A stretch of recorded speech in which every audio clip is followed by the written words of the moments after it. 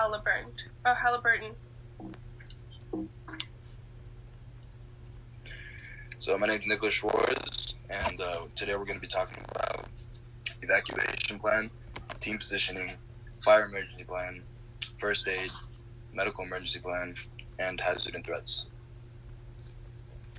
All right, my name is Lauren Moore, and in this overview, we're going to be able to identify what to do in different scenarios when a disaster is to occur in the workplace, have the ability to break down step by step what the course of action is to be and what is to be expected from each team member within the evacuation plan, and identify all the regulations that will be covered by the disaster plan, like fire codes and OSHA. Our evacuations are put in place at Halliburton buildings in case of a fire and other other hazards that could potentially cause harm. The evacuation team will make sure to lead everyone out of the building safely to the designated area, and then do a head count to make sure everyone is accounted for. In this picture below, the red circle is the designated meeting spot at Halliburton Company. And these are the team positions that are put in place.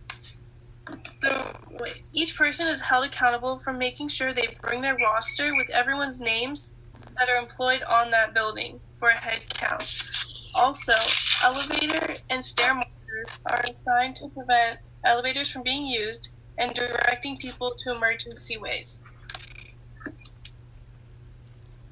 Alrighty, so for the fire emergency, the steps to do while dialing 911 is to make sure to give them their business name and the street that we are located on, to make sure to inform them the intensity of the fire, and to tell them the location that the fire is taking place within the building.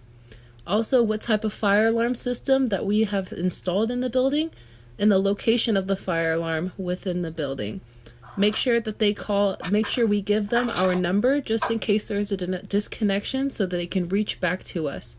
The evacuation team is to make sure that everyone has been evacuated and relocated to designated areas that are located outside. For the first aid kits, there is one that is located on each floor of the building. Each of these are located in the offices of the supervisors, and if not, they will be posted up elsewhere for everybody to know where they are at. Each incident is to be written up in a formal report so that there are no issues that are later down the road that could come back up later. There are 2 defibrillators located within the building. One is on the first floor of the building, and the other one is located on the 3rd floor, so that there is never a case where they are too far away from each other where they cannot be located at. For a medical emergency, always dial 911. Make sure to provide the paramedics with all and any information available regarding the incident, including number and location of the victim, or in any case, victims, nature of the incident regarding the victim's injury or illness, where any hazards involved, including chemicals, fire, poisoning, heavy objects, anything that have contributed to his injury, and the nearest entrance or emergency access point so they can get in and out and get to the victim as fast as possible.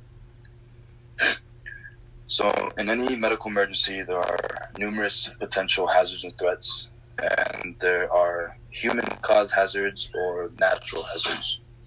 Human-caused hazards include intentional harm or accidental harm. Natural hazards include geological or meteorological. And on my graph to the right, you can see that here are various types of hazards or injuries that have happened. So there's power outages, storm hazards, floods, bombings, hurricanes, fire, power surges, outages, earthquake, human error, hardware error. So there are many factors that have to be taken into consideration before assessing something and being able to treat it properly. That was our presentation of our disaster plan for Halliburton. I hope you guys enjoyed, and thank you very much.